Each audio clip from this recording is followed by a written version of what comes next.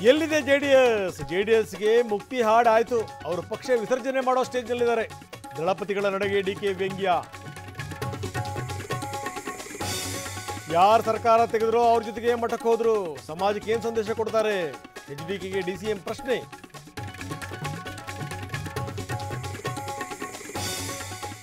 Yediyurappa debate ಮಾಡೋದು ಬೇಡ, ಅವ್ರು ಕಣ್ಣೀರು ಹಾಕಿದ್ಯಾಕೆ?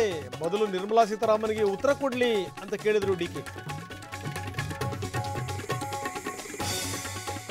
ಕಾಂಗ್ರೆಸ್ ಮನೆಯೊಂದು ಮೂರು ಬಾಗಿಲು. ರಮೇಶ್ ಕುಮಾರ್ ಒಂದು ಬಣ, ಮುನಿಯಪ್ಪನ್ ಇನ್ನೊಂದು ಬಣ. ಅಶೋಕ್ ವ್ಯಂಗ್ಯ.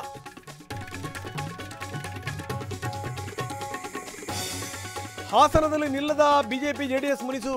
ಬ್ಯಾನರ್ನಿಂದ ಪ್ರೀತಮ್ ಗೌಡ ಫೋಟೋಗೆ ಕೊಕ್. ಮಾಜಿ ಶಾಸಕರ ಕೈಬಿಟ್ಟ ಜೆಡಿಎಸ್ ಶಾಸಕರು. ದಾವಣಗೆರೆ ಬಿಜೆಪಿಯಲ್ಲಿ ಮುನಿಸು ಮಾಯ. ಕೊನೆಗೂ ಪ್ರಚಾರಕ್ಕಿಳಿದ ರೇಣುಕಾಚಾರ್ಯ.